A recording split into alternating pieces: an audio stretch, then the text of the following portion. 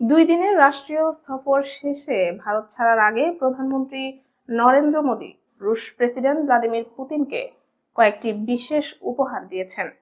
এসবের মধ্যে ছিল আসামের সুগন্ধি ব্ল্যাক টি, কাশ্মীরি জাফরান, হাতে তৈরি রূপার ঘোড়া, জটিল নকশা রূপার চায়ের সেট। প্রতিটি উপহারের মধ্যে রয়েছে আলাদা সাংস্কৃতিক ও ঐতিহাসিক তাৎপর্য। আসামের ব্ল্যাক টি সুগন্ধ, মাল্টিফ্লেভার এবং ঐতিহ্যবাহী আসামিকা প্রজাতির জন্য পরিচিত।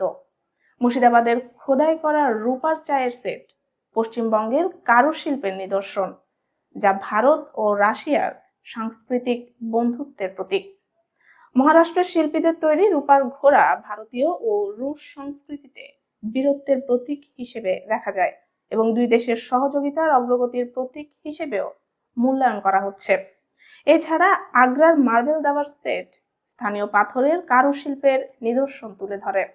কাশ্মীরি জাফরান রং, সুগন্ধ ও স্বাদের কারণে আন্তর্জাতিকভাবে সুপরিচিত। সফরের সময় মোদি পুতিন বৈঠকে বাণিজ্য, প্রতিরক্ষা ও অস্ত্র চুক্তি নিয়ে আলোচনা হয়। যৌথ সংবাদ সম্মেলনে পুতিন জানান, 2024 সালে দুই দেশের বাণিজ্য $6,400 কোটি ছুঁয়েছে এবং 2030 সালের মধ্যে তা $10,000 কোটি উন্নীত করার লক্ষ্য রয়েছে। বৈঠককে তিনি গঠনমূলক ও বন্ধুত্বপূর্ণ হিসেবে উল্লেখ করেন।